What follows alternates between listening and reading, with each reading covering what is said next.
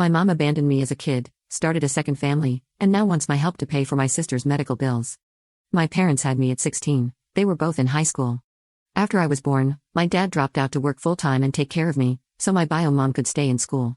Eventually, after finishing high school, she realized that motherhood wasn't for her and left my dad and me. I was 2, so I don't really remember her being around. After that, my dad worked 3 times as hard to provide for me. He also met a nice woman whom he later married when I was 7. I consider her to be my real mom, but I'll call her my stepmom to avoid confusion. My bio mom didn't contribute in any way, not even financially. In fact, the last time she contacted me before now was on my 3rd birthday, which was just a quick happy birthday card through the mail. I never had ill feelings towards her decision because I had my dad, stepmom, and brother who filled the emptiness she left. My parents have never said anything negative about her.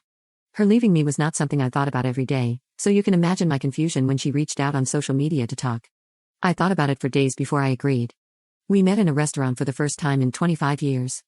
It was awkward small talk at the beginning before we delved into why she left. My bio mom started crying while explaining why. She suffered from postpartum depression and felt trapped by the constant cycle, so she felt compelled to leave. She explained why she reached out and made it clear that she didn't leave because of me.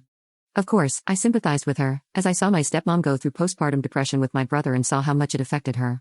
We met a couple more times before I was invited to meet her new family. She had a husband and also had 3 children, 13F, 11M, and 7F. After weeks of this, I had my most recent meetup with my bio mom. She looked distressed while greeting me, so I asked if anything happened. She then explained to me in a quick response that her oldest daughter, 13F, has had health issues and she needs $25,000 for medication. She also accumulated over $20,000 in various medical bills and asked if I could pay it off. For context, after graduating and receiving my postgraduate diploma, I landed my dream job that earned a good sum of money. I'm certain she may have heard about where my job was from somewhere and saw it as an opportunity. She gave me time to think about it, but it didn't take very long for me to text her saying no. I felt used and exploited.